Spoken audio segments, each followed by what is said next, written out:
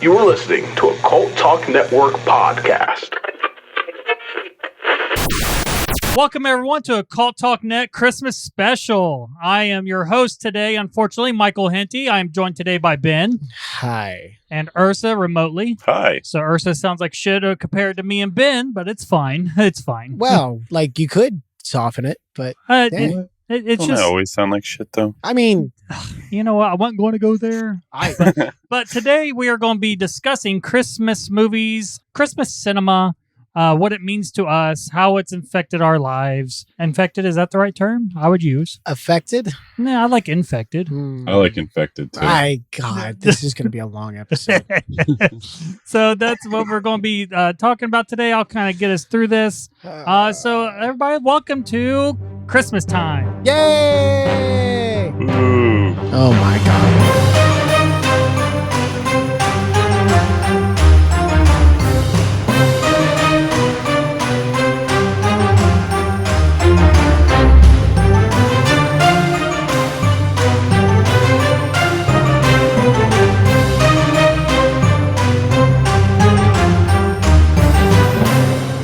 Welcome back today. And as I mentioned in the intro, we are discussing Christmas cinema and how it's infected us. Oh, that's not... This is going to be so fucked. You know what? I am like the Halloween champion, and somehow I feel like my ass has found himself in a situation where he's defending Christmas. What is this shit? Do you feel like you're defending Casey as being a simp again? Casey. From Faculty? Casey. No, no, you guys are just factually incorrect about that one. But the Christmas thing is subjective. This is going to be a lot harder. I love so much that because I went and looked on the YouTube and see that you went and commented on that video. I did. Casey's not a simp, damn it. He isn't. Like, just factually incorrect. You're like, listen, I'm not done defending him. Here, this last point, he's not a simp. Fuck. Right. I felt the need to make sure that was understood. Right. So, what we'll start with you, Eursa, since you're remote, you get picked on. We're not going to ask your favorite Christmas film at this time, just your first memory of one, of your very first Christmas film that you can remember. Frosty the Snowman. The cartoon? Yeah, the cartoon. Let's stop it. That or Rudolph, one of the two. Oh, see, yeah. Man, probably would. What's yours, Ben? Actually, I'm with Ursa on this one. It's either got to be the Frosty the Snowman cartoon where he like dies and comes back and all that, or it's got to be that claymation Rudolph. Yeah, it's got to be that claymation. Bumbles Bounce, baby. Yeah, I don't know. It'd either be that or it might be Charlie Brown for me. I don't know. Because my dad was really big into Charlie Brown growing up and it's rubbed off on me. Yeah. So it might be the Charlie Brown, but definitely, I think we're definitely on the same kind of... I forgot about Charles. Charlie Brown's an asshole. Only on Trick or Treat. That's such a good line. I don't think I watched a whole lot of like Peanuts growing up. My dad was huge on it. So when that 3D version came out, was it 2016, 15? I don't remember. I took my dad to watch it. Yeah, he wanted to see that.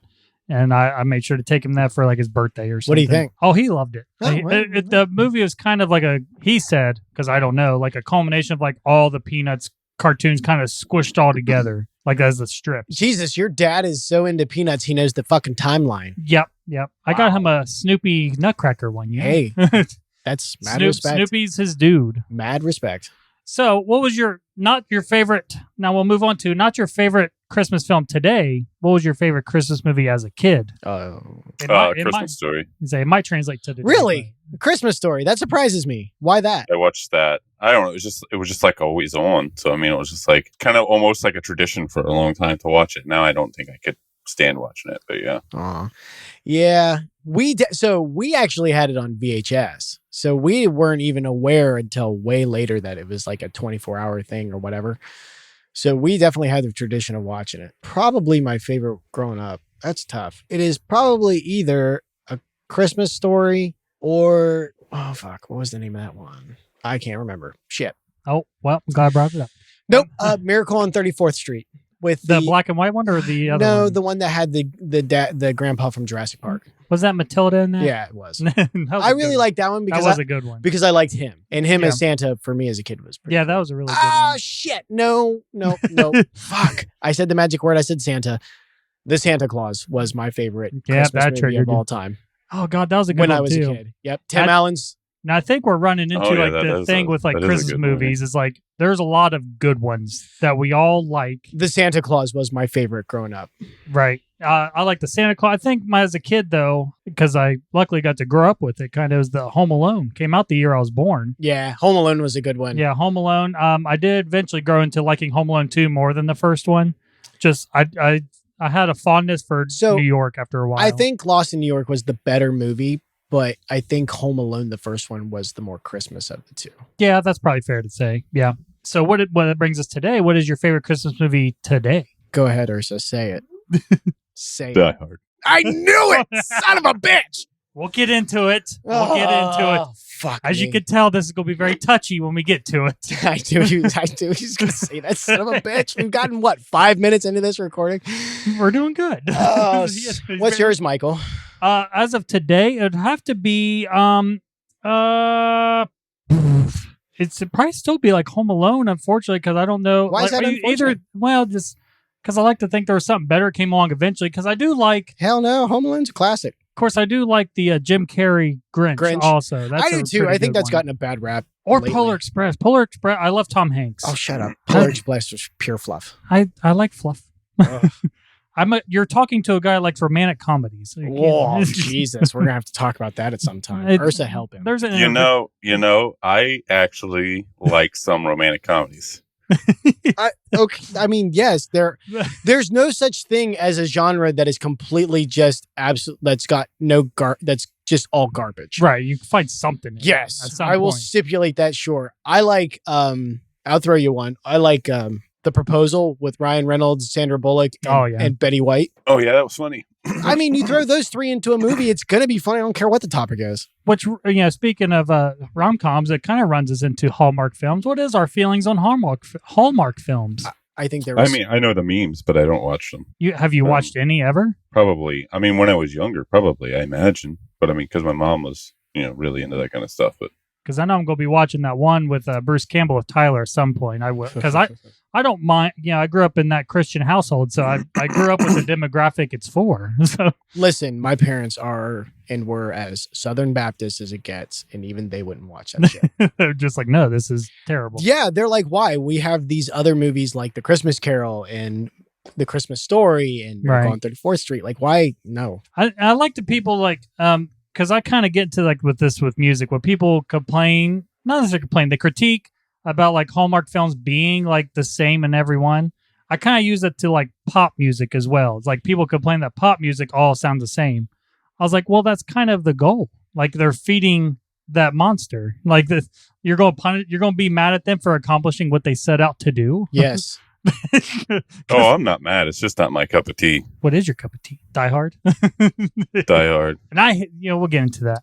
But I do want to start with, because I did bring it up on the way here, just top grossing Christmas films of all time. So, I didn't answer my favorite Christmas one. You did. No. What's your favorite Christmas one now? It's actually, I hate to say this because the company is wearing on me more and more and more and more and more, but it's actually a Netflix one. It's the Christmas Chronicle. Oh, yeah, with Kurt Russell as Santa Claus. Man, that was everything in a Santa Claus I never knew I wanted. I've been meaning to watch it. I was going to watch it the year it came out. I just never got to it.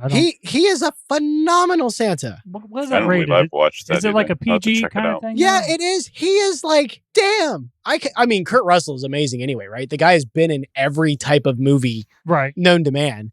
But especially when you think about like the fact that the beard and everything and his hair, that's all him. It's no prosthetics, no nothing. He even does his own beard and hair work. Well, fuck. And he's gone on record as saying like it will be the last role he ever does. Like he's dying as Santa. And I'm like, yes, fucking please. Because he's awesome.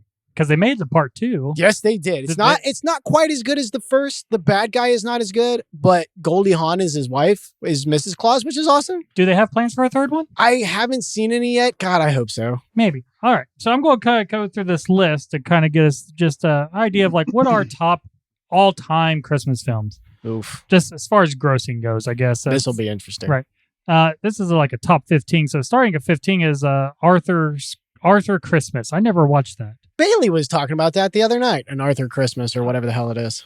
Arthur Christmas. Number 15. Yeah, 147 million. That's what it has beside. I imagine that's what it grossed or whatever. The next one is Four Christmases. I meant to kind of watch that. It's with Reese Witherspoon and Vince Vaughn. They go to like four. I don't know. I love Vince Vaughn. I'll watch anything with Vince Vaughn in it. I like Vince Vaughn as long as he's not overacting, because there's some roles where he's just like, "Can you relax, Vince?" He's always the same guy. He's like, what was that? He can pull off horror pretty well. Yeah, because he doesn't do it often, but he can. What was that? The Cell was pretty good. I liked him in that. Not Psycho, because it was bad. Wasn't his fault, but it was still bad. But he did one. Did you ever watch Clay Pigeons? No. That's a pretty good Vince Vaughn movie. Interesting. Yeah, I like Vince Vaughn. Yeah. And Reese Witherspoon, I like her too. Is a really, how do I say this? Unconventionally attractive couple. Just seeing Vince Vaughn paired with anyone's always unconventional to me. It's like him and I'm not just like Seth Rogen. Even I'm like, why are you making him a couple with anyone? Don't get me started on a jackass. Jesus, so moving on. Christ. So we got the Santa Claus 2, the 2002 Santa Claus 2, 172 million. How's that make you feel? It's not in the top 10. I feel like that's probably where they should have stopped with Santa Claus. Oh, I think that's. I did. Yeah. I didn't mind, because the third one's where like Jack Frost is like trying to. Yeah. I didn't think that need to be a story, but I do like the idea of like someone wanting to be Santa and they're trying to take it over. Sure. I like that idea. But you didn't have to pick. You didn't have to go at it like that. You didn't need to do it. I think that's so. Is the second one the one with like the robotic Santa? Yeah, because he leaves because he's trying to go find love, so they leave the robotic Santa behind. I would say that is impressive for that story. Congratulations, making it that high on that list. Well, I mean, they probably made all that money off the success of the first one. Listen, you didn't hear me say how they made it. I just said congratulations on making it. Yes, it was based entirely off of people going, "Oh, I love the first one." This one makes me remember another one I used to watch, the Nutcracker and the Four Realms, the 2018. I never watched it. I didn't know it existed. I didn't see that either. But I do remember watching the Nutcracker with Macaulay Culkin like a lot growing up. So this is going to get me in some trouble with somebody who's sitting off to the side. But I do not believe that I have ever seen a Nutcracker from beginning to end of any version. I don't think she's listening. So she's got headphones in. Thank you, God. Hold on. She'll hear this I later. don't believe I have either. She's not going to hear this until later. Yeah, I used to watch the Macaulay Culkin Nutcracker all the time. I didn't even know there was one. Yeah, it's the stage though, so it's not like a film. They actually just filmed the play, so it's actually pretty cool. Oh, and interesting. Yeah, and I used to watch that. I didn't realize Macaulay Culkin until I was like way older. I was like, holy shit! There's a couple of movies I know that are like that. There was a Peter Pan that was like that. It had the woman that played Peter with the short hair. Yeah. And then there was a Babes in Toyland, which I don't know if that counts as a Christmas movie or not. That's an iffy one. That's an iffy one. Yeah, it is an iffy but there's one with it's actually got Drew Barrymore where she's like 12, and they're in Cincinnati. It's got Keanu Reeves in it as well. We actually watched it not too long ago. Never heard of this. I know it's a crazy thing to watch. But yeah, I love Nutcracker. Mostly the music. I remember even for my 25th birthday, I went and bought tickets for myself for my birthday and went to the Fox Theater in Detroit to go watch the Russian Ballet perform the Nutcracker. See, I would do that with bells on. That sounds awesome. Yeah. I just don't know that I've ever sat down and watched one. Yeah, the music is just, the music slaps. Music goes hard. Is that proper? Slaps? It slaps. Ursa, did you understand that? Yes. You understand? I do pick up a little bit on the lingo that Mike sometimes uses. Slaps is a good thing. Hey, babe, I got something to sell you on. She ain't listening. Apparently, the word slaps is a good thing. Yeah. she just goes, no. So yeah, I didn't know about this Four Realms. So I have to check that out. Actually, that's grossing at 173 million. Then we move up to Daddy's Home 2 with Will Ferrell and Mark Wahlberg. Oh my God. I never even watched it. I never watched the first one. That hurts. I didn't mind the first one. I mean, it's just trash cinema, but I mean, the second one, I watched it and it was just bad. Yeah, so those top 5 I could take or leave. Oh my God. And now we're getting to the top 10. You ready for the top 10? This better be like completely front loaded. Like 1 through 5 is every Christmas movie you've ever actually heard of. Well, number 10 is The Santa Claus, 1994. Number 10? 189 million. Now remember, this ain't like a popularity. It would kind of, but it's just straight box office, like most highest grossing box office. So that's what these metrics are. That hurts. I'm sorry. It's okay. It was really good though. It was. Then we have The Holiday. Never watched it, with Jack Black, it looks like. Nope. I like Jack Black in some things. Ursa, you've heard of it? No, never. 205 million. So it starts. And I know you'll hate this. Oh, no. Elf. Fuck you, Elf. I mean, okay, no, I take that back. It didn't break the top 5. That gives me hope for humanity. That's fine. Fuck that movie. 223 million. That's a funny movie. Okay. I was like, I'll say nothing and wait. Whatever Paul's Ben gives it is sufficient. Then we have Love Actually, 2003, 245 million. Never watched That's it. a Christmas movie? I was going to say, I've heard of it. It never dawned on me as a Christmas movie. One of the most devout watched Christmas movies to emerge from the 21st century so far. Richard Curtis's large-scale ensemble rom-com follows various people and their romantic troubles in the run-up to Christmas. I want to see this motherfucker's sources. Damn. It runs up to Christmas. I remember watching that. I mean, I'm looking at the picture. But I mean, I don't remember it being a Christmas movie, but I mean. We'll get into that. Yeah, because everybody knows just because it takes place on Christmas does not make it a Christmas movie. We'll get into it. Number 6 is The Polar Express. That makes sense. 314 million. I don't care for it because, 15 minutes of it is the book. The rest of it's just... I think it got extra attention just because it's like that new kind of animation, too, at the time. That is exactly what happened. But nevertheless, that's fine. Number 5, we got A Christmas Carol. Which one do you think? Because there's a lot of those. Muppets. What do you think, Ursa? A Christmas Carol's number 5, but which one? It's either going to be the Muppets or it's going to be the Doug C. Scott one. No, there's no way. No, not at all. I would say, wasn't there one? What? I want to. So I know a TV movie. I think. I know. I don't know. Oh my God, the Jim Carrey one? Yeah, really? Got number 5. Oof. 2009, 325 million. That is literally one of the worst. I watched it once, and I was like, I'd rather go watch the live action. Exactly. Did you ever watch the? I think it's on Hulu. It's basically a Christmas Carol, but they do it as a series, and it's pretty dark. Like they took it to the dark place that it was always meant to be. I was gonna say it is pretty dark. Yeah, if you ever just read because we did that one year growing up, we just read the actual story, just like as a family. Like we decided to do it, and that bro, that's shit. Especially when the ghost of Christmas Present, because he's all happy and cheerful through the whole thing, and then you see the kids under his robes. Yeah, it's just yeesh. And there's in the series on Hulu, there's a part where Scrooge, because what's his worker's name? Shit, Bob Cratchit. Yeah, Bob. Yeah, because Bob's wife, they're trying to get money for Christmas and everything, and she comes to Scrooge asking if he could give him a loan or whatever, and he says, just come over to my house. Oh, see, no. Come to my house X date, whatever time, and she comes over, and he basically just talking he's very manipulative, terrible, and he's just what are you willing to do for this money? Blah blah, and she gets all the way undressed, and then he accepts that as just know you were willing to go that far, gives her the money, and lets her leave with the shame that's what she was willing to do, kind of thing. See, you don't. That's fucking. You don't have. Why?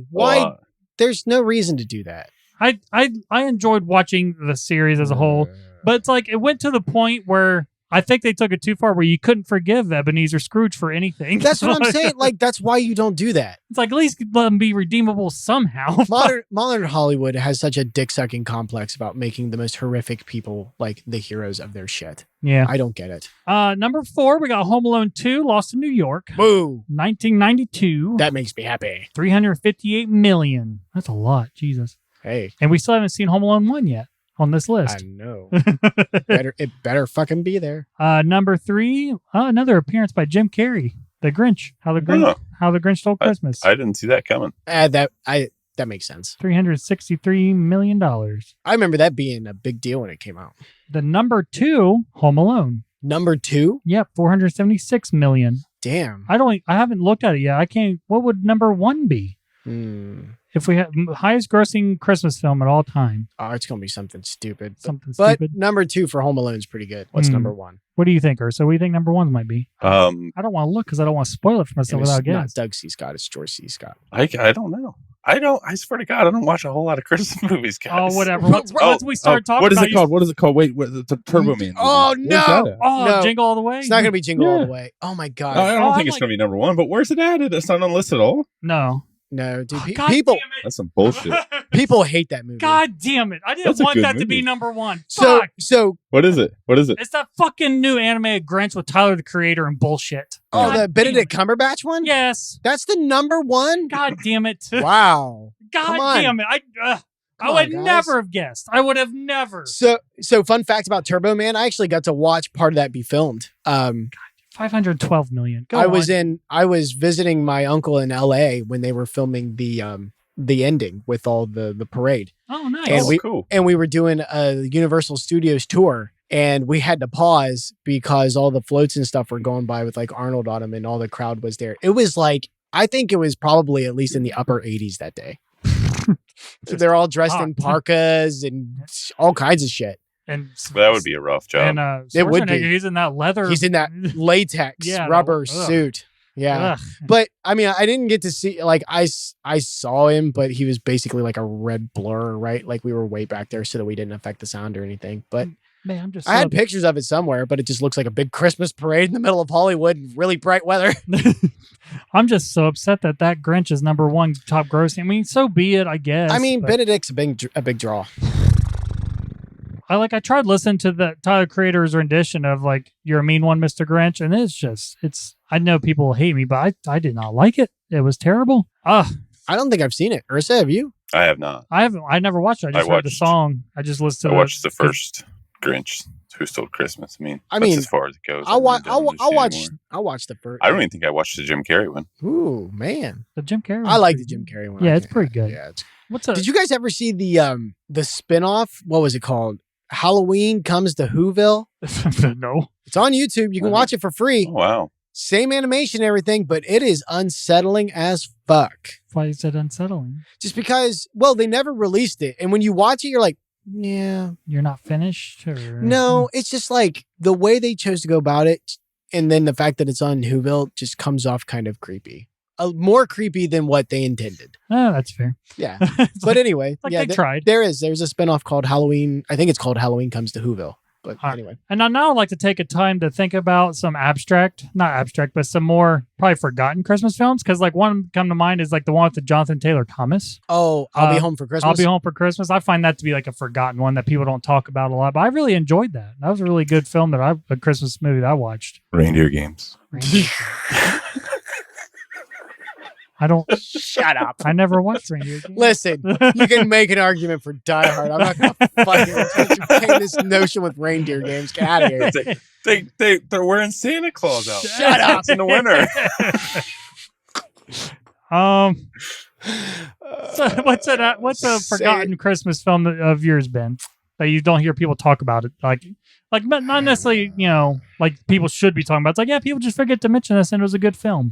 You know what? I really don't know that I have one. You don't have one? Or, No. Well, and Ursa's like, I don't watch Christmas I mean, movies. okay, Miracle on 34th Street, I think, is one that doesn't. Yeah, get it enough really attention. don't. Yeah, that's true. I think people know about, like, again, like when I said, you know, Yeah. I'll Be Home for Christmas, like, you know it. Yeah, I'll say the Miracle on 34th Street. But, yeah.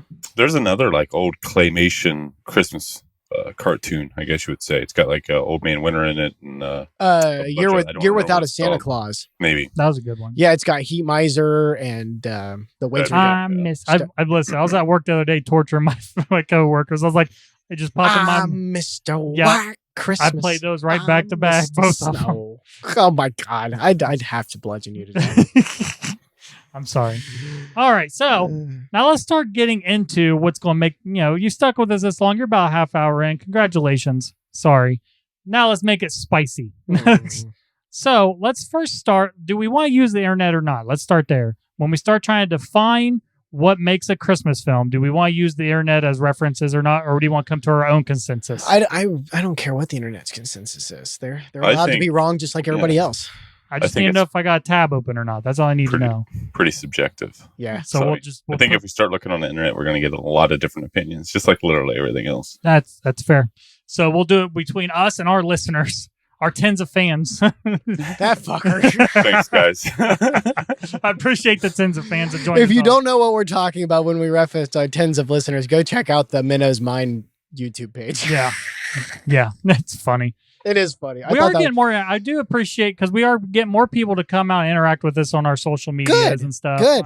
We're getting some. I don't have her name right off, but like Cult Talk Weird Shit fans. We got Yeah, Paula Campbell fans. We had one from India who is a regular listener, and Bailey's her favorite. Yeah, we had another person reach us, and our Cult Talk's Weird Shit was their number one podcast of the year for the Spotify Wrapped, and they messaged saying thank you for getting me through my summer. Right. I see. That's the kind of shit I like because Oh, that's cool. it was thanks for getting me through my summer job. Right. Yeah, through the See, summer job. that's the kind of shit I like is where like, cause I listen to a lot of podcasts and stuff at my work. So I definitely appreciate that we can do that in return. But yeah, we do. I do appreciate. Wanted to make a special mention for the people that do reach out. Fuck yeah. We do message back. Absolutely. I mean, we have. Michael will. Yep, we have like 84 followers. Why would we not respond? Yeah. Yeah. Although if you want somebody specific to respond, you're probably going to have to mention them It's like if we were because getting some to- of us are technophobes and we don't do the things. right? Yeah, because the one was. I mean, Bailey's just not signed into the Instagram, so like that person said Bailey's my favorite. So I made sure to let Bailey know. Right. We got Bailey to do a video back to her, wishing her happy birthday. It was her birthday, which is sweet. Yeah, so we did. Happy birthday And she- again. Is this going out on the weird? This is just going out. This is coming out. This is the week of Christmas. Oh, this, yeah? this is coming out Tuesday. Well, the I week don't- of Christmas. Yeah. This episode. Yep. So, but when we did that, it was the girl's birthday. Mhm. I assumed girl. I didn't. I just. I It's assumed- okay, Michael. Okay.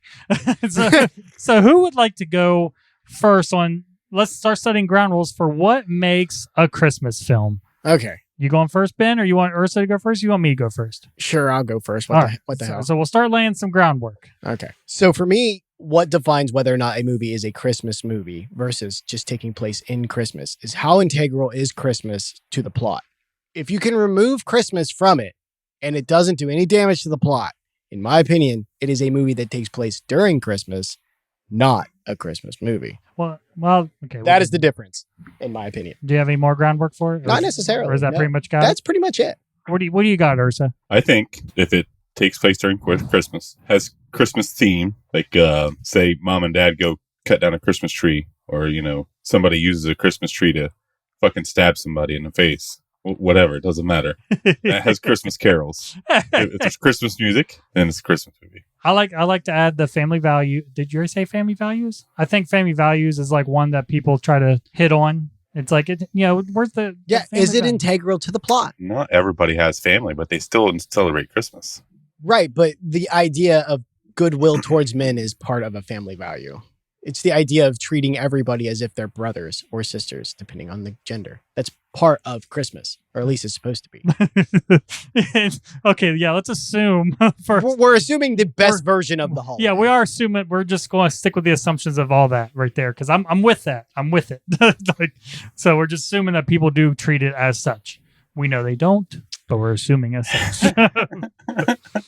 Yeah, I but thought it was where we obsess over materialistic things, and Okay, now listen. Yes, but I think that we can more or less drop that off entirely as being a Christmas thing now. I think that's just a year-round statement. that's fair. Like I think if amplified. everybody went around dressed as Santa, we would no longer like call it a Christmas thing. Like it's just Santa is part of the everyday lexicon now, It's amplified during certain times. but it is not a strict thing for Right. that anymore. Nope. Materialism has well and truly spread to every facet of our lives. Congratulations, society. I'm not mad about it. It gives me discounts. I get discount coupons. yeah, but I'm also arguing with two people that's like when the technology comes, please put the chip in my brain. yes, See, install that bitch. God, I'm getting the nervous sweats just fucking thinking about it. Keep it out. Oh my God, I don't even, for people who I don't even like people use Alexa and shit in my house, and you can say, well, you're being tracked other ways. Yes, I am, but I can control the ones that I can control, and I can't do anything about the ones that I can't. Right. So yeah. So let's recap. Ben says if you are able to remove Christmas from it, it doesn't affect the plot, then it's fine. It's not a Christmas movie. Right. Ursa is like, it takes place around Christmas themes, Christmas music. I would say Christmas dressings is what it sounds like. What do you mean dress?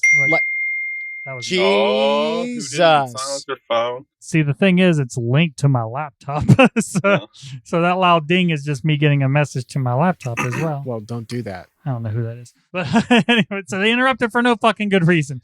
Anyway, did I miss anything on yours? Well, just in my opinion, there's a difference between theme, which is like message and tone, and then like what you dress the set as. Now, I would agree that for a Christmas movie, you would have to have the set dressings. I mean, it can't not look like Christmas. But you can have the dressings and not have any themes in it, I think. How's that sit with you, Ursa? I don't. It depends on what you're like. If I change the theme of my desktop, I'm changing like everything about it, from the sound to the visuals, everything. Right, and primarily, I think this comes. I get what you're saying. Right, I think mine comes primarily from a writing background, and that's by no means that I'm a writer, but I approach movies from a writing standpoint. Right. And so when I think of theme, to me, there's a difference between like set dressing and theme. Okay. Now, I understand what Ursa means and he understands what I mean. So I don't think we're going to get too hung up on that. I might. Oh, fuck. Ursa, I tried. We'll get into it. Well, I'm just trying to think. We're there, baby. Let's go. So like, what is a writing theme then for Christmas, I guess? Because it's... Well... It would be, obviously, it takes place during the holiday, but it would also have the things we were talking about earlier, kind of the notion of what Christmas is supposed to be about. Whether or not you choose to come at it from a Santa Claus background or a Christian background, that's entirely up to the person writing. Pagan or Christian, it's up to you. Yep. Depends entirely upon the writing. But they do all share the idea, even if they disagree with the kind of where it comes from. Right. So that's what I mean by theme, like it being Christmas themed.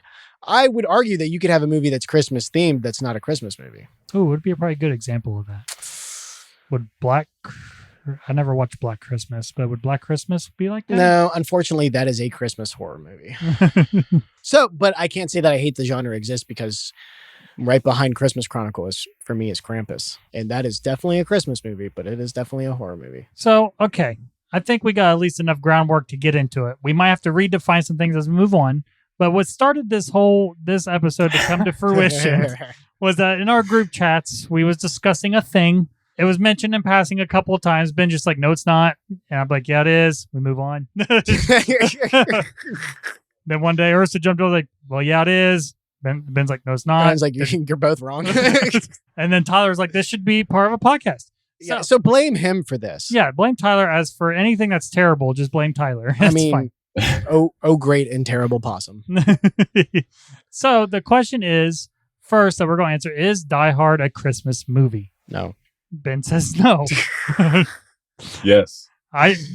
Now, unfortunately for Ben, he's dramatically outnumbered on this point. It's not dramatically 2-1. You have me surrounded, you idiots. Well, in that group type, you're still good significantly. Oh, I know. Let me just start off by saying I understand that I am in the vast minority of people on this. Most people I know, and I suspect most people on the internet, do consider Die Hard a Christmas movie, which is why I usually, unless I'm looking to stir up some shit, I don't engage. So what? I guess it's going to be stuck with what makes it not a Christmas movie. Me and Ursa's going to be defending it, I guess. What doesn't make? Well, hold on just one second.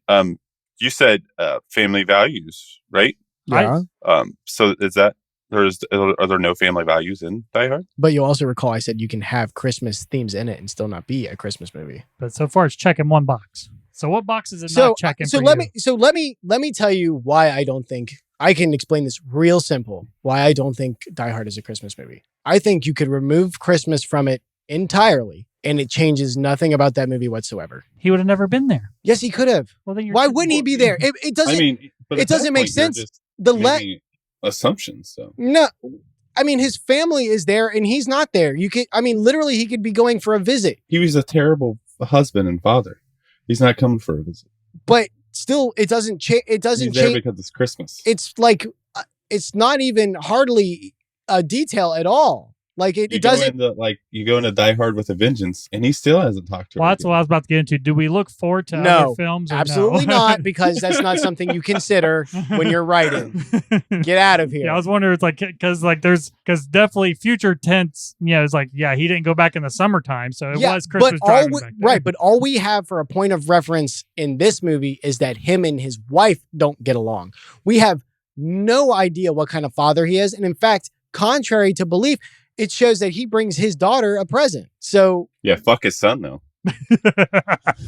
Obviously as a favorite. well, but what I'm saying is it doesn't provide us we have, as far as we know, it's just the mom and dad that don't get along. There's no evidence in that first movie that him and the kids have any problem. And I argue they probably didn't, but since they're living with mom who's poisoning the shit out of them, not to mention John's a bit of a bastard from time to time, they probably didn't have relationship problems until the subsequent films because of the timeline itself. I think they did have relationship problems. He talked about, Holly and him both talked about how he's always at work. He's obsessed by his work. I mean, that's just the epitome of a bad dad. Yeah, but so in practice, but I mean, it's kind of funny that way, right? Though kids don't understand that. So their relationship with him, as far as they're concerned, they might be like, when he's home, he might be great to them. And then him and his wife get into a fight. I think it was. I think kids do understand that though. I mean, I understood when I was young that my dad was just never around, like very, very rarely. No, I'm not saying that they don't understand, but they can still love their dad, and he reciprocates that when he is around. So there's no indication. I mean, and not to mention, there's a huge difference between not being around because you're at work when your kids are right here. It's easy to take something for granted when it's sitting right in front of you. But not only does your wife move, but she moves cross country. There's every reason to expect that he would just go be like, I need to go visit them. Well, and she left for the job. Like, that was like the big argument between them too. It's just like she left for that job over there and everything. And it was either 6 or 10 months since she left too. I don't remember exactly how long. Yeah.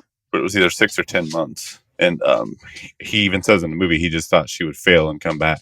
Right. But that still doesn't indicate anything about the kids. Like, he doesn't mention anything about the kids in that conversation. Because he's a bad dad.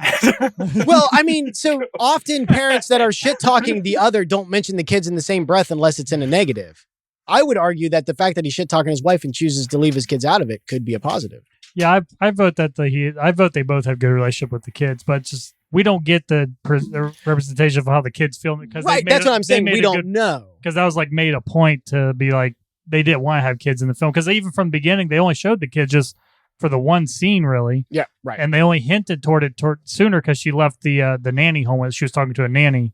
Like, yeah, there's kids. They basically, like, again, that writer standpoint, they established that there is kids, but you're not going to see them yet. Well, I mean, you could take the kids out and it wouldn't change it at all. Right. I argue the same with Christmas. Well, it even goes so far, kids. they have to point out that they're playing Christmas music. No, That's how far removed Christmas is from this movie. The kids are super relevant because that was what outed what's her name, Holly, on the news, because they came on the news and they showed the picture. Oh yeah, that's true.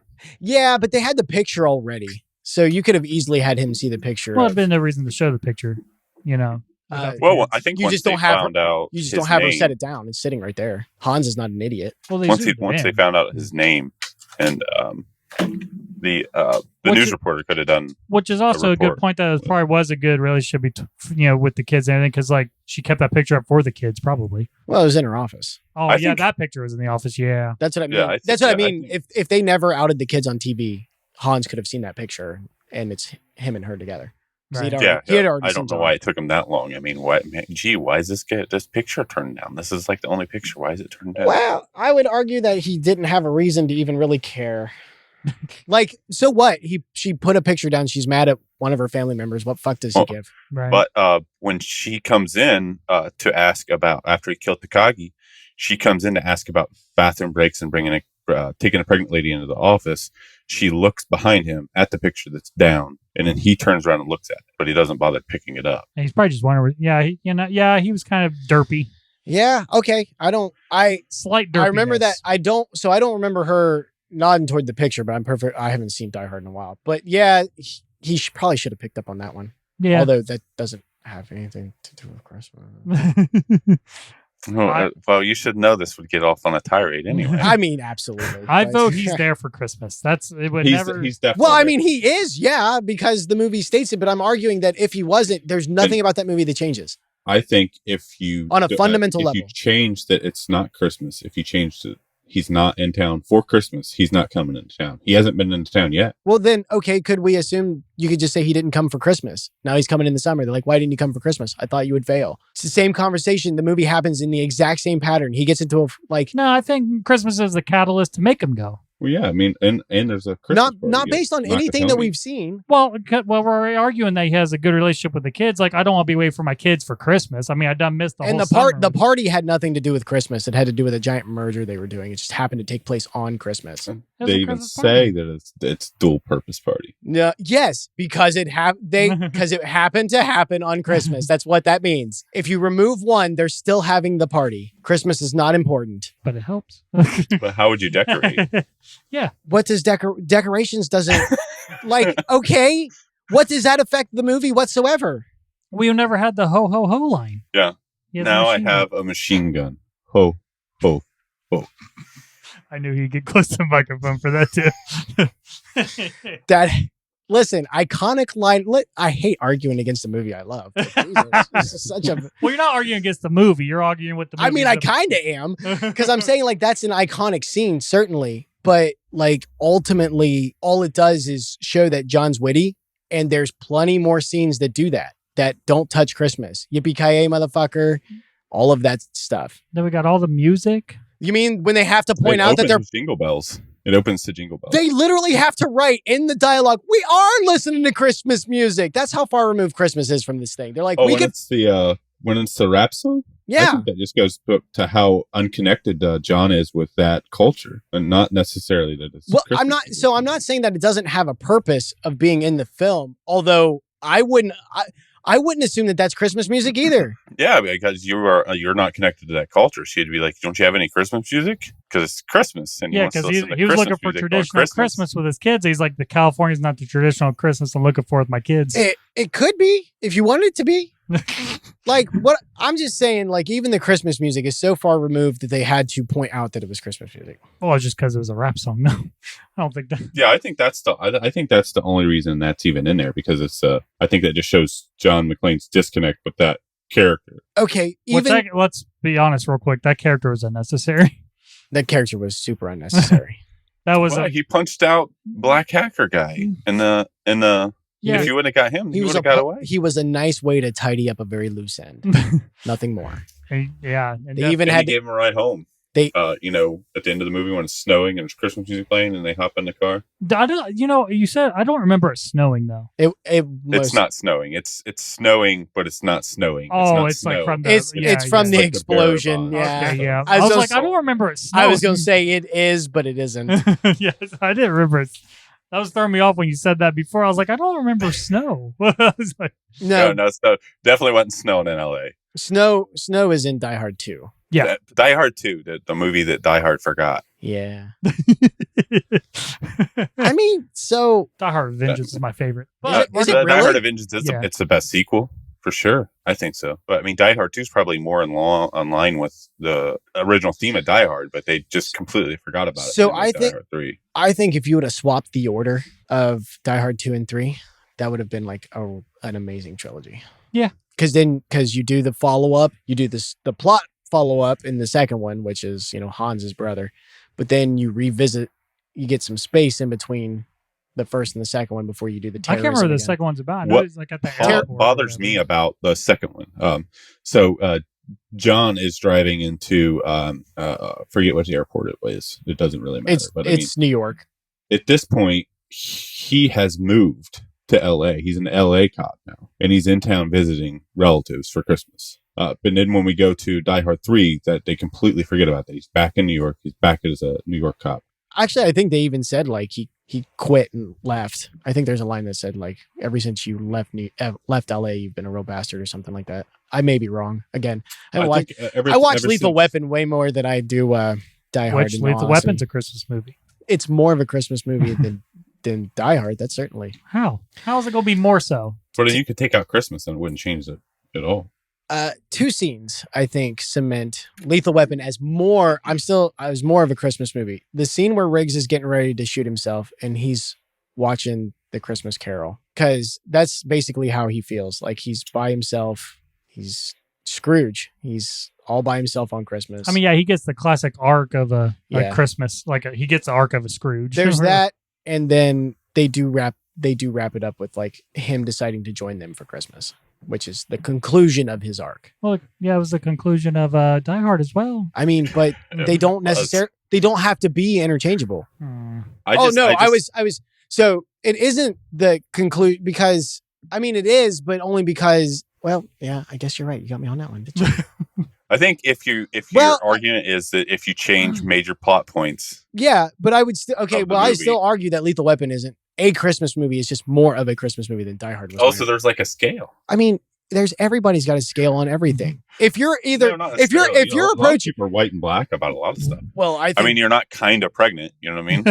You're pregnant. So in your mind, when you're thinking of things that are idealistic, like the idea of Christmas, these things I think should always exist on a scale, and to view anything that's an idea as black and white is pretty rough. Yeah, I'm gray. I'm a gray person. Will you call me? You call me something. Vanilla or something. Milk toast? Milk toast. It's just everything I'm about. It's just milk toast. No, you're bland. Yeah. If you were a color, and that's just in your diet. Your diet alone. If your diet was a color, it'd be beige. You're like, I like chicken nuggets with no sauce. I mean, he likes sauce, but I mean, Jesus, it's not far off. The same two sauces all the time. All the time. I don't like too many. And what sauces are they, Michael? Buffalo and sweet and sour. They are mild. they balance each other out. Yes. Ursa, do you do spicy stuff at all? Yeah. Okay. See, there you go. I get in moods for spice. Well, yeah. I mean, I'm not like I go through like spans of times. Like I just need everything hot, and then I'm like, I don't want anything hot. I mean, that's good as long as you're varying your diet. Yeah. But I think Ursa's point, like, yeah, if you start changing everything about, like, of course it wouldn't be all of a sudden. But it's like, yeah, But it is. But it isn't, because you can take out these things and it's still the same. It's the exact same movie. It's the exact same. Nothing changes about that plot. Nothing changes about the movie. I argue that you could even go in and just remove some snippets of dialogue, and then other than the things that happen to be Christmas colored, you would never know. So, I mean, I guess with that logic, which Indiana Jones was it? They opened that box. Which one was that one? Ursa, help me. They opened the box. Raiders of the Lost Ark? Yeah. Raiders of the Lost Ark. Like, that's only an Indiana Jones movie because he's in it. But if you removed him, all the same shit would have happened without him. But that's a factual statement. Yes, I agree with you. So you're saying if we would so is that not an Indiana Jones film? No, it is, because he's in it. So this is Christmas because Christmas is in it. If we would remove it, it wouldn't be. No, because we follow Indiana through the whole thing. It's his movie because it's from his point of view. But if he would never been there, all the same stuff would have happened in that film. They still would have found the Ark. They still would have opened it. They all would have died. Keanu Reeves instead of Indiana Jones. Yeah, but you see, they are aware of that. He is the main character. He is in the title. What you don't see is, like, on the front, they put Die Hard on Christmas. Well, no, that'd be But obviously, if we put Keanu in it instead of Indiana Jones, we'd change it to Keanu Reeves in the Raiders of the Lost Ark. So if we start changing elements, of course that's not what it is anymore. I mean, I don't think you can make an argument that if we change elements, it changes them. Of course it changes the movie. But I mean, those elements are there. You kind of got into that with I called it Campbell with one of those episodes with Eric. It was like, because Eric was like talking about ways to change it into something right. And I made the same argument. I said there exists a point to where you change something and it fundamentally alters the artwork, and then there's things that you can remove that are just simply, for lack of a better term, they are just details that do not contribute to the plot other than some arbitrary setting. Like, it's not important where ultimately in your story, it doesn't matter in where it takes place sometimes, just that it takes place. And so you can remove that thing where it takes place, and that doesn't alter your story. But there are times where it takes place really matters. And so if you remove that, it fundamentally removes a part of your script or your story or your theme. Christmas in Die Hard is not one of these things. I just don't think he would have went if it wasn't for Christmas being the catalyst for him to want to spend. And Christmas I think family. If she just never talked to him and just sat and waited, he absolutely would have made an excuse to go. I don't think so. I think Christmas was the miracle that he needed to try to get back with his wife and get her back in New York. No way. No way. I think I know that's not going to happen. I think he. I mean, he went on Christmas to patch things up with his wife, or at least try to. I think he would have found some excuse to go out and just see. I don't think he could have I just don't think so. I don't think Christmas was like the one and only thing making him go out there. I just don't see it. So let's change. Like, how would dialogue change then? What's our dialogue change to? Let's start changing some dialogue. Well, instead of ho ho ho, what would be its clever line? I'm not going to try to I'm not good. I mean, I'm specifically not good at dialogue. That's what everyone struggles with. I mean, Jesus. Okay. But what conversation about Christmas is integral to that movie? I mean, it's the closing line. It's Christmas, yo, the time for miracles. It is the time for miracles. How is that integral to the plot? That's what they say on every Christmas film. I mean, that's how they got into miracles. It's the spirit of the holiday. Everything that's going on, him being there, is the spirit of the holiday. It's not the spirit of summertime. Why couldn't it be? Why not? Because it's not. Summertime is made for love. Summer loves, flings. Grease nailed this. You are just making shit up. Grease nailed it. Summer lovin', you know the song. Summer lovin'. See, that's what summer's made for. So he would never went in summertime. Even Justin Timberlake has the whole song of summer. You leave Justin Timberlake out of this. It's got nothing to do with anything. God damn.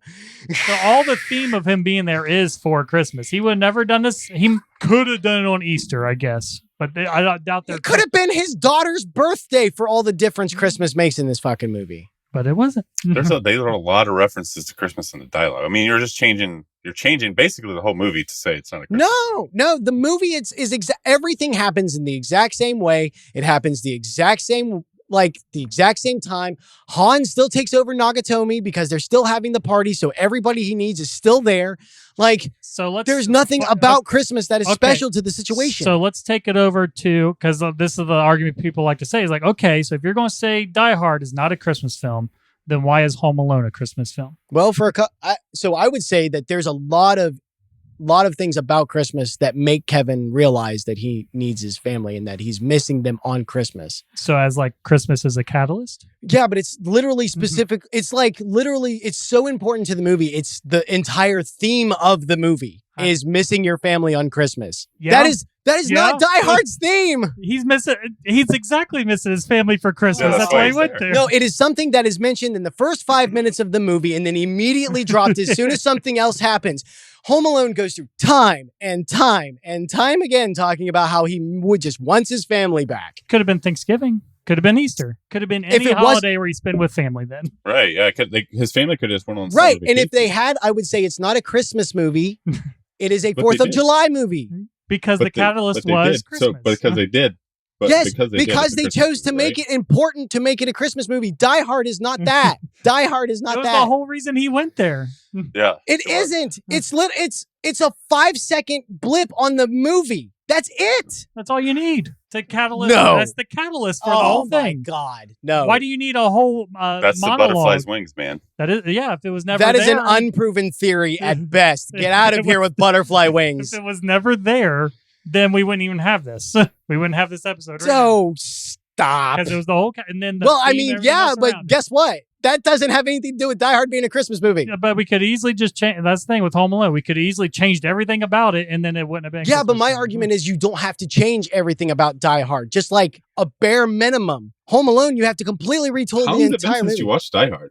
It's been a while, I'll admit, but not that long. So there's I don't know. There's multiple references to Christmas. There's multiple Christmas innuendos, I guess you would say. Like what? Saying stuff like that. He's there because it's Christmas. It's a Christmas party. I mean, yes, they did recently do a merger, but I mean, they're also celebrating Christmas. Okay. So at best, Christmas is a garnish on the side of the film. That's not enough for me to qualify it as a Christmas film. I'm sorry, it's not. I don't think it's a garnish because, I mean, he's there for Christmas. He could, but it doesn't have, he could be there for any little reason because it's mentioned once and immediately dropped. It's mentioned. It's all through the film. There's decorations, there's outfits, ugly Christmas sweaters. He even tells Hans he got invited to the Christmas party by mistake. But that was a lie. Well, yeah. He could have said, I got invited to the merger party by mistake. And Like again- that's I the mean, And this but that's is- the problem. So Kevin's like, parents could have went on summer vacation, but too, they went didn't. on The Christmas thing. So the vacation. thing Exactly, they is didn't. you automatically negate Christmas by running it parallel with another event that is just as important to the plot as Christmas. You can remove Christmas and the entire movie still happens because the Nagatomi is still having a party. If there was no merger, there wasn't. Like if it was just a Christmas party, and Okay. that was the reason why they were there, and that's the whole reason why the whole movie happens is because the only time that Nagatomi is there by himself is because of this Christmas party. Then I would concede that it is a Christmas movie.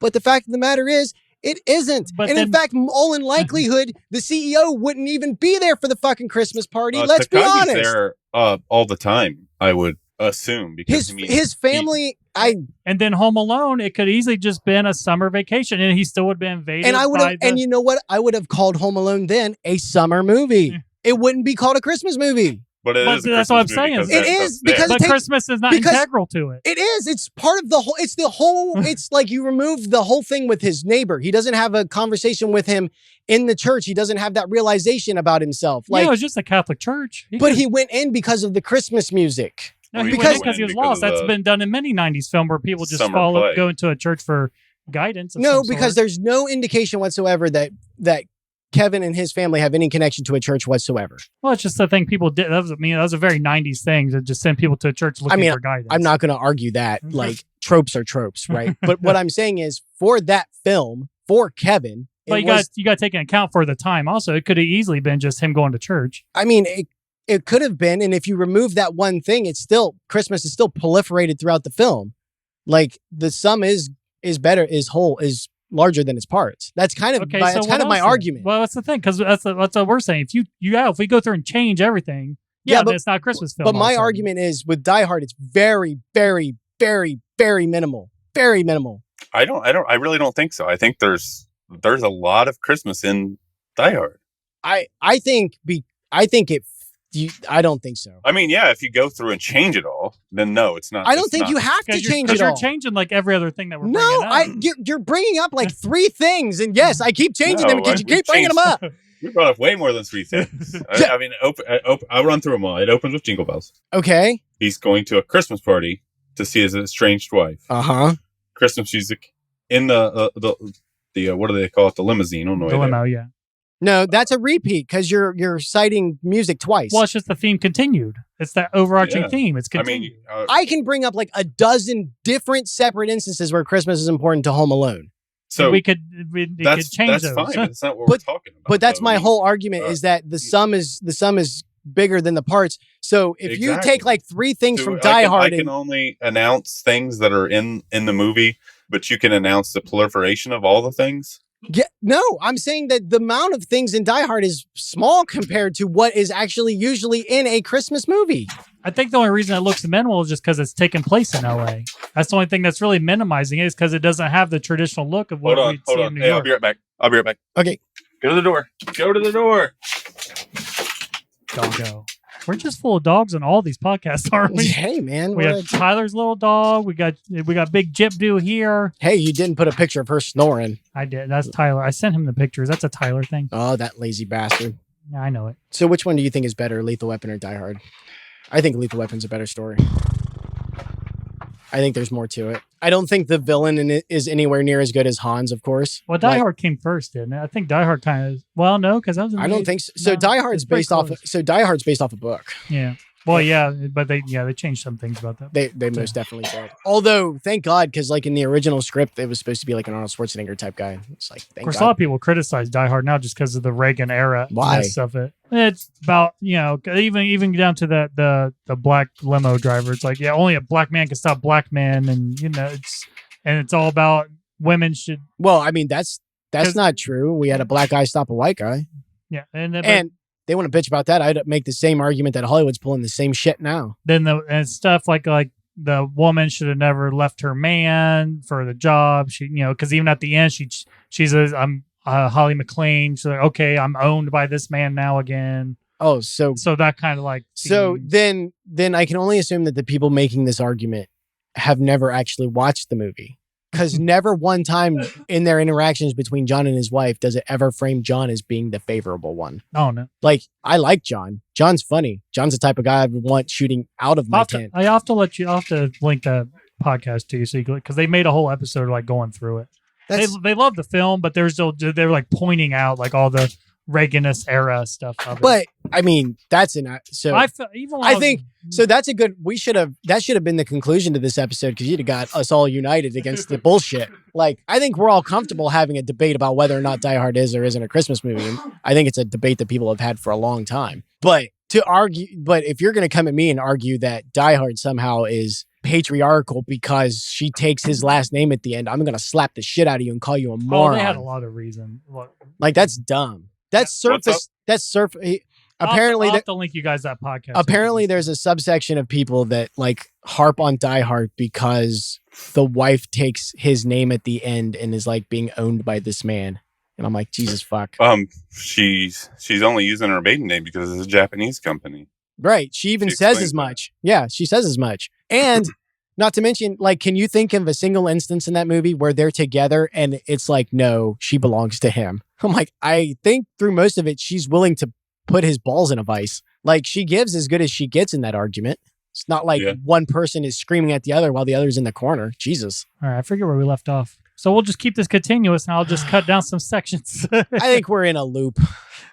Well, I just think I just really think if you're going to consider Die Hard not a film, you can't consider Home Alone a Christmas film. I ardently disagree. I agree. I think because it's if that story is a home invasion, that kid has to defend himself. But the whole reason for the home invasion is because the parents and everything's on vacation. And there's going to be full of presents. They even say as much. But they don't have to say that. We could change that. Or they're robbing rich people. But it's a central point of the plot. Hans is robbing them has nothing to do with Christmas. Yeah, but I mean, it doesn't have to be anything to do with Christmas is why they're robbing them. We can change that. But what I'm saying is in Die Hard, it's not. And in Home Alone, it most definitely is. And again, it's still just one of a plethora of other things that you would have to go in and make real changes to the plot, the script. Like what Kevin does, why he does it, the way he thinks, the way he feels. These are all things that are touched on. The same thing with John McClane. He is not touched by Christmas in any one fucking way. That's the whole reason he's there. No, oh my God. Christmas makes no emotional impact to John in any way, shape, or form other than to point out something else annoys him. But he didn't want to spend Christmas away from his family. That's his whole reason for being here. He in no way, shape, or form makes that argument. Not at all. You are attributing that to him. I have to go back and listen. He never once says, let's not do this. I'm here because it's Christmas. Not one time. Ursa, did he say that? Have you watched it more recently than me? Yeah, probably. I watch it every year. Does he say that? Does he say anything about the reason why I'm here? It's Christmas. And I'm not even saying let's not do this, but does he say anything in that argument like it's Christmas? I don't even think Christmas comes out of his mouth once. Maybe at the end. Because he's talking about the Christmas music. In the argument. Holly. Yeah. Does he? Yeah. I mean, he says, well, no, Holly brings it up. Exactly. Doesn't make one difference to him. He doesn't give a shit about Christmas. I mean, that's because he's a bad dad, and the only reason he's there. I don't know. Not giving a shit about Christmas doesn't make you a bad dad. It's not a sign of being a bad dad. It'll be a good list. Just a quick 7. We'll go to the internet just briefly because we're wrapping this up because we are in a loop, as Ben has said. We'll just grab a quick 7. I just grabbed the top thing. What is this website? It's from the Gazette. So basically what it is it's subjective because it's details that I consider arbitrary that you don't.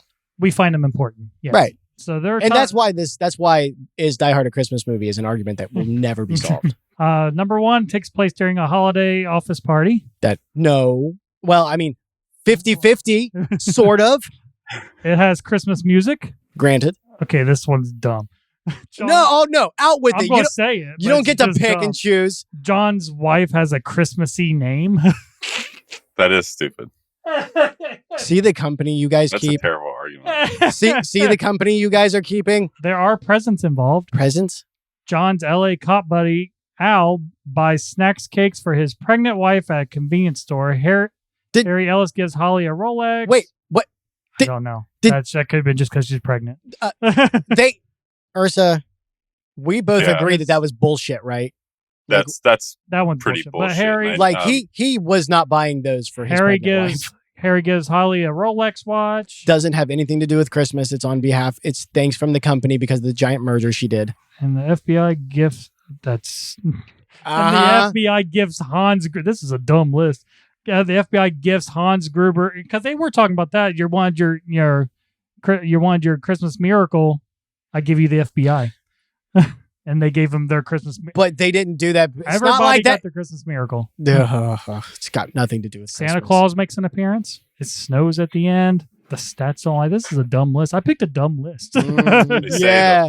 they Back say out the first slowly. line out of the night before Christmas. They what? The first line from the night before Christmas is in the movie. Set Christmas Eve, has Christmas music, same stuff we've been talking about. All the Christmas references, all stuff we've already talked about. The screenwriter said it is. I don't. From a writing point of view. I don't give a fuck what. I Screenwriter don't care. Stephen E. D. whatever weighed So- in on the debate. So let me give you an illustration of why I don't count that. I will give you a legitimate example of a writer not understanding what they're writing.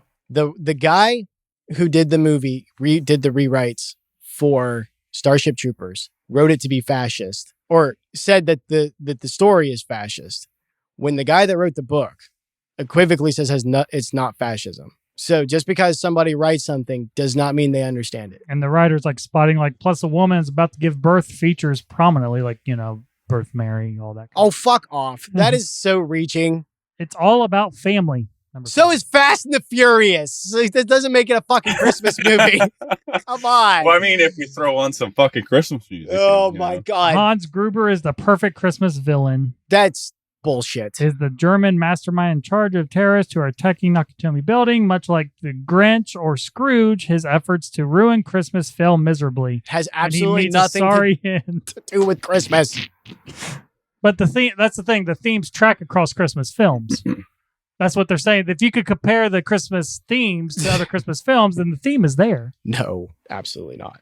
I mean, it's just like how we did with Lethal Weapon for No. him being like a Scrooge archetype. What would you say that Star Wars is a fantasy film? Star Wars is Harry Potter. Well, Harry Potter is Star Wars. I mentioned that in the group chat. You might have missed it. That's a whole thing. I'll share it afterwards. No. just Harry Potter is Star Wars. So- One at a time, damn it. God. But I think that is the consensus. Because me and Ursa is finding it integral that these things are part of the film. And I argue that those are just window dressings. That's okay. You can be wrong. That's We still fine. love you. I understand that we can all sit here with our wrong opinions. I understand that from your guys' very limited point of view that I appear to be wrong. I will concede that fully. Is there anything else you'd like to mention about Christmas film cinema? Fuck Seth Rogen. That's not Christmas cinema. Okay. Yeah, Ursa? yeah, it is. Have you Why are you seen? hating on Seth Rogen now? Have you seen that Santa Inc. that he did? No, I didn't. Want to. Fuck that. Fuck that. I And do- fuck him for that reaction he I had do to it. like what was that one film they did? 'Twas the Night or something where he got fucking. You probably didn't watch it. You don't watch his stuff. Night Before I or have. something. He does a bunch of shrooms and Oh, goes to you're church. talking about where he blamed that show bombing on Yeah. right-wing trolls. Well, no. He said that he literally said that it was white supremacists that don't like that movie. Oh, Which movie? That Santa Inc.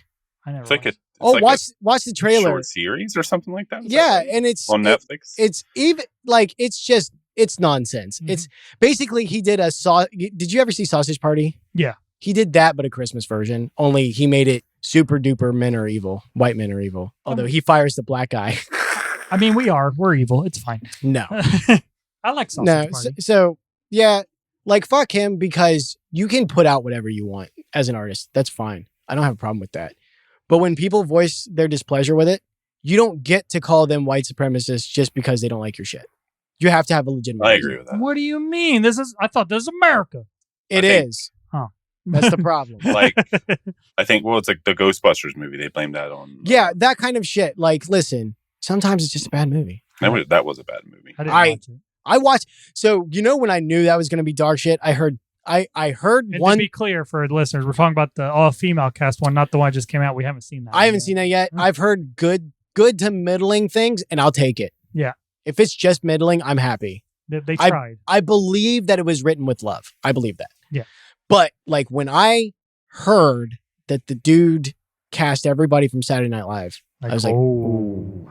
And then not all those people are made to be stars. None of them. Saturday Night Live has not been relevant for a long. We've had some winners album though. Will Ferrell. That's been quite some time though, hasn't it? It has. It Yes. has been some And Well, we got a Lonely Island album most recently, I guess. I don't think I've watched Saturday Night Live in forever. then There's no yeah, reason. nobody has. Mhm. And then when you find out that the guy that directed that Ghostbusters turned it down like 5 times. He's like, no. And No. basically they had to keep removing more constraints. Yeah. And then finally they said, hey, as long as it's Ghostbusters themed, we'll let you completely rewrite it. And I love Paul Rudd, so Well, that's the new one. yeah, the new one. So that's why I'm excited. Yeah, I mean, Paul Rudd's I awesome. was I like supposed to go. Paul I was Rudd, going to go watch it one day, but we took the kid, and he wanted to watch fucking Clifford. So we watched Clifford, and Ouch. Clifford's exactly what you think it would be. It's just a Clifford kids movie. Hey, could have been Cats. What's up with all these like Hulu, Amazon, all them taking these old 90s movies and turning them into like series? So they have cannibalized, regurgitated, and fucked up all the stuff from the 70s and 80s, and now they're just moving up to the 90s. I don't, why do I need to, like, I was on earlier and I saw I Know What You Did Last Summer is now a series. Yeah. Yeah, I do recommend you guys do watch. I mean, yeah, they grotesque Scrooge a lot, but you should still watch the Hulu Christmas Carol. I don't know, man. Like, so I can't believe I'm saying it, but Hollywood is actually kind of de-edging me because I'm getting so sick of everything always being like pushed. So edgy. Well, deconstructed. Like, they're like, we have to break it down to its basis elements and then flip it on its head. I'm like, could you guys just stop for 5 fucking minutes? Like, seriously. Stop fucking rebooting stuff. That's what I want. Well, I think mean, it goes guess- hand in hand. I guess what do they have? I mean, if they, they gotta go to save. Just write new shit. Save that for the indie market. They can't because it's no longer like they're not hiring people based on meritocracy. That's the problem.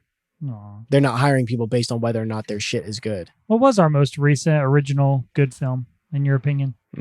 Ursa, do you have any? Yeah, there was this horror movie I watched, and it was like this lady, what is it, like suspense horror, but she has agoraphobia and she can't leave her house, and but she's rich, loaded. I'm going to have to start doing it to you guys, but I know I can't really do it because I know like horror is your all's genre, but if I have to like say not horror though, Okay, because there's so many.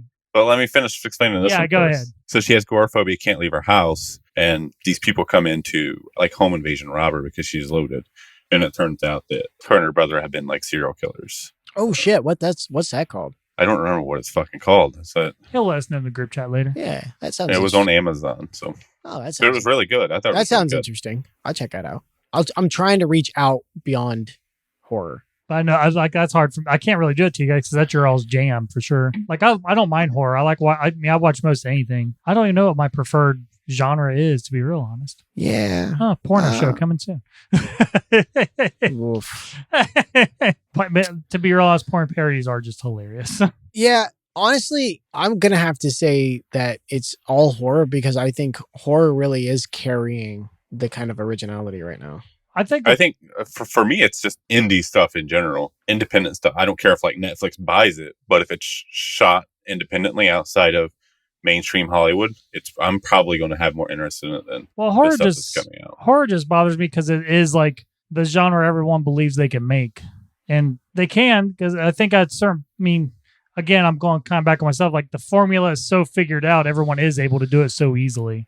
Not everyone can just write a comedy and be a good comedy. So I would say that's true. I would say that's definitely true for slashers anyway. Yeah, definitely slashers. I think monster movies give you a little bit more leeway because you can go in a ton of different directions. Be like but horror like hauntings are like the most popular because it's like the most ones you can be abstract with and not have to show anything. I was just say they're cheap. Yeah, it's like I get all the reasons why it's happening, but it's also what kind of turns me off about it. Okay. They should stop making one. paranormal activity movies now.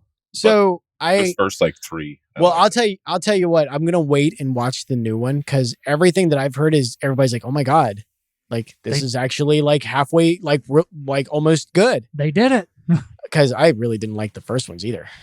It was like the Blair Witch. I didn't care for like what was it, the marked ones, and then there was another one in there. See, I watched up to I think the marked ones, but I'll be damned if I just watched the first 2. I can't tell you. Free Guy. I watched Free Guy the other day. Oh shit, that is good. Free Guy with Ryan Reynolds. That's an original. No, I heard it's really good though. Is it on Netflix? No, No. it's not on anything. What's the Netflix movie? Oh, that's DiCaprio and Gra- stuff. There's one with The Rock and Ryan Reynolds, right? Yeah, yeah. Crimson or something like that. Yeah, something like that. I need to watch that. I do enjoy The Rock. His Jungle Cruise was actually really good. Yeah. It's a nice adventure film. I wish I didn't like The Rock for some reason, just because he is like so. But I'm a hipster in that way. I wish I just didn't have to like him because he's a cool guy. I was gonna say, why? I really don't think he's a good actor. He's- I mean, No, I don't think he's but you know what? I miss that nobody gave a shit that Arnold Schwarzenegger didn't have great range. Yeah, Like, it's not just the persona that comes with it. and you but don't how many like good movies can you think of with Arnold Schwarzenegger in it? good Like actual good movies, not like I'll watch that. But Terminator's actual one, good movies. Terminator's 1 and 2, Last Action Hero, which required Predator. very little acting on his part though. Predator, Watched Jingle All the Way the other day. Jingle All the Way is a good one. I think he does some. I think he does some fair. I think he does some pretty good acting in Predator. Really, there's several times where there's several times where he's just like he just chills. He just runs. He's just terrified. I honestly think Schwarzenegger has more range than The Rock. He might. I think Schwarzenegger's a better actor than The Rock. I don't understand why The Rock gets so many gigs. Because To be he's entertaining. So I allowed us to digress a whole hell of a lot here for this Christmas episode, which is fine. I was enjoying the talk, and I'm sure others enjoyed the talk. I think I broke my mic stand. Well, I it's didn't- not meant to be a goddamn lean-to, Michael. Well, I had it set. So let's try to wrap this up with some Christmassy tunes. We can't. We'll Not- get not- pulled, Yeah, I don't want to fucking. and deal nobody wants to hear with us it. Jesus sing. Christ, I don't want to deal with that again too. That was fucking hilarious. That was frustrated sound design. Oh yeah, yeah. Because I tried. Ursa was pissed about it, too. He had to put up the metal battles. Remember that, Ursa? He Oh put it my- up 3 Oh times. yeah, Oh my god! You probably haven't heard it, but like, because where I got stricken on the second one, I was trying to think like, what the fuck could I put there? Yeah, he just breaks out. He's like, "There's nothing. There, what you get is a frustrated sound designer. That's what you get." God, it was funny. Move on. It was pretty funny. Okay, so what are we finishing on? Favorite Christmas traditions or pagan? Favorite Yuletide. Christmas tradition. It's gonna have to be going out and looking at the lights. It's something Lights are fun. me and my parents always did for as long as I can remember. And this is our first Christmas without my dad, so that was his big thing. He loved the lights, so I think that one's weighing good on me this year. It's a little heavier this year. Yeah, not heavier. No. His passing was not something to be mourned. It was. He was a great man and he lived a great life and he loved Christmas. So I think his tradition is going to be what settles on me. It's going to be the lights. What about you, Ursa? What's your Christmas tradition you like? my grandpa's ham. Ah, nice. My Nope. grandpa makes the best ham. You got to learn how to make it. Somebody's I got. have to. You got to learn that shit. If you love something, you gotta be the one to learn it, so you pass it on. See, my problem with any holiday is like I'm just not into traditional traditions anyway. Well, how about this? We have Friendsgiving every year. That's more Christmassy than it is Friendsgiving, although they refuse to change the name. I'm not mentioning anything. She ain't doing it. She ain't doing it. So how's that? There. Yeah, because I just, I view tradition, I'm a cynical person, really. Traditions is just peer pressure from dead people. I mean, I can't argue with that. A lot of traditions are pretty I think stupid. Ben's just kind of like, fuck.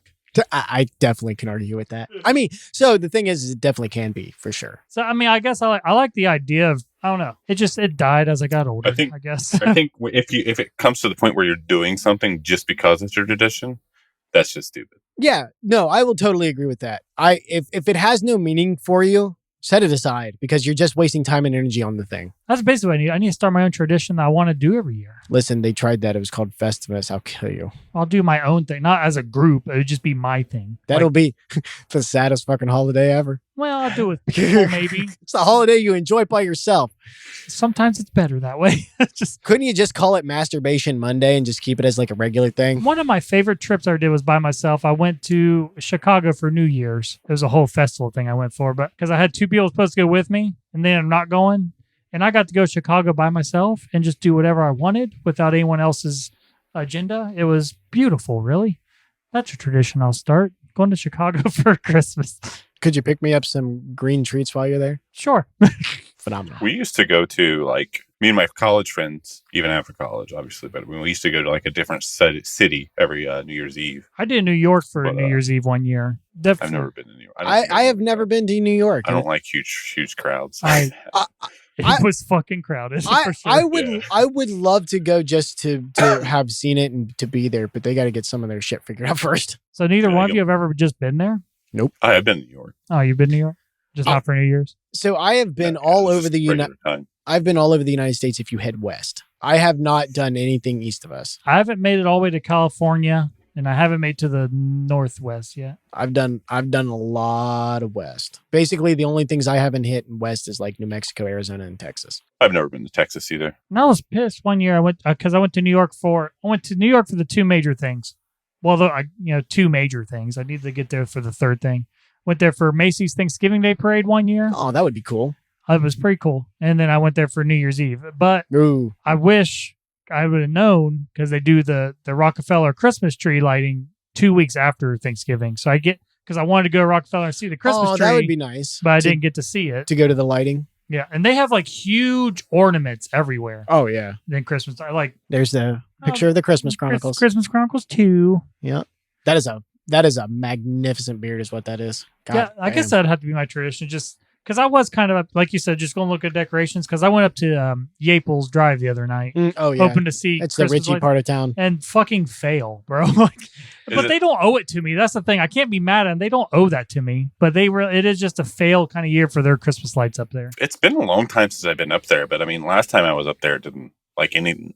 Just regular time, it didn't look that Yeah, great. but I'll tell you what, grass and all around here, man, there's Christmas lights all over our neighborhood. Abandoned rich folks' homes. Yeah, because I'd like to see more. Because when growing up, we did a huge Christmas lights display. We had, God, I couldn't even begin to tell you like how big. Like if you would go from your house here and go down to the end of the street that way, that's how far of a spread we had of Christmas lights growing up. Woof.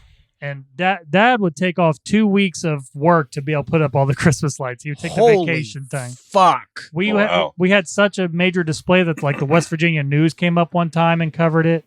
Oh my God. We had Ursa, I figured out Michael's fucking sense of humor. His dad's Chevy Chase. we had fucking hell. We had a couple times where a guy would bring a girl there and just they want to walk around and he proposes to her in the front yard there because of that's cool. But there was one year Dad tried to use like these one kind of like light bulbs or something. So yeah, my grandma, not my grandma, because my grandma's house. So my dad tried to use, because we had like two houses, it was a whole thing. But he tried to use these light bulbs one year. And after that year, the grandma, she's like, no, too much electricity out of these. Oh my God, I can't imagine. But we had like all the big blow ups and everything too. But just for some reason, this one's big, because we had like a whole thing of it. And Dad would go a lot because after a while, like we wasn't getting, when you go buy decorations, we wouldn't see things that we want. So he'd start building his own structures out of PVC pipes. Oh God. So he would build like a Christmas tree. He built like a train one time. So just two-dimensional. He just wrapped with lights that you see the outline of it. Right. Yeah, of And course. it was perfect. It was great. We had we had it like divided too. So you had like, we had like a pathway to join like the trailer and the house. So that's like where the train went. But then you get over here to the main house, you would have basically all the pagan stuff over here, the Santas and stuff, and then you'd have all the Christian stuff over here where the nativity scene. Well, I mean, technically Santa is Catholic. Yeah. Anyway, so thank everyone for joining us for this Cult Talk Night Christmas special. Yay. We digress a lot. It's just what we do. It can't not be helped. It's a special. Honestly, that's what I like about talking with you guys about this kind of stuff. Like we try to keep it Christmas, but it diverges. Oh yeah, but we do go where it's gonna go. Yeah, we do appreciate y'all joining us for this listening experience in your ear holes, out of our mouth holes into your ear holes. You didn't have to do that. Please join the talk on our social medias. Let us know what you think about Die Hard to you. I know we'll get an overwhelming amount of people to say it is a Christmas movie, but Ben will be like, no. I'm sure there's a side people of Ben people. Yeah, one person can at least lie and pretend to be on my side. I'll take it. Someone just give Ben some support. Gives Ben support that Die Hard is not a Christmas movie. Home Alone is. Gremlins is a Christmas movie. So is Lethal Weapon. Would I just unpack a lot there? Varying degrees. So appreciate y'all joining us on this Christmas season. Enjoy your Christmas. Be looking out for Cult Talk's weird shit. I think we got a Christmas tradition. Well, four story. Man, Ian's not here to plug his show. It shows. He has a Christmas special, 4 episodes coming tomorrow. Today's Tuesday as you're listening to this. Then we have Cult to Campbell came out yesterday, that Christmas special. I can't remember what that one is though. No, that's Bruce Campbell as Santa Claus and that movie that you listened to yesterday. I wasn't. And then we got Krampus. Is it Krampus or Krampus? So probably closer to Krampus because of the German, but I just say Krampus. And that's coming out on Christmas. Another Michael Dougherty film. Yeah. I'm pretty sure that one's coming out on Christmas. Yeah, it is. So we got a full week of Christmas content here for you, and this is just some. This is the second thing to come out this week. Enjoy it. Don't enjoy it. I don't care. Just join the talk and tell us why you don't enjoy it at least. Yeah. I will settle for you telling me it sucks and for reasons why. Hey, we've had plenty of negative interaction. We've handled it okay. You were left out to dry. I was, Tyler, you rat bastard, but that's okay. I'm used to standing on my own, by God. That possum bastard. He is. He played dead on me. That's what he did. Little fucking bastard. He's like, I'm scared. Dead. He did. Just flopped over and showed his belly, that prick. So enjoy the holiday season from Cult Talk Net to you, to your holes, like I said. Yeah. Merry Christmas, Merry guys. Christmas. Ursa, tell them Merry Christmas. Merry Christmas. And Happy Hanukkah. And now I have a machine gun. Ho, ho, ho. Still not Christmas, man.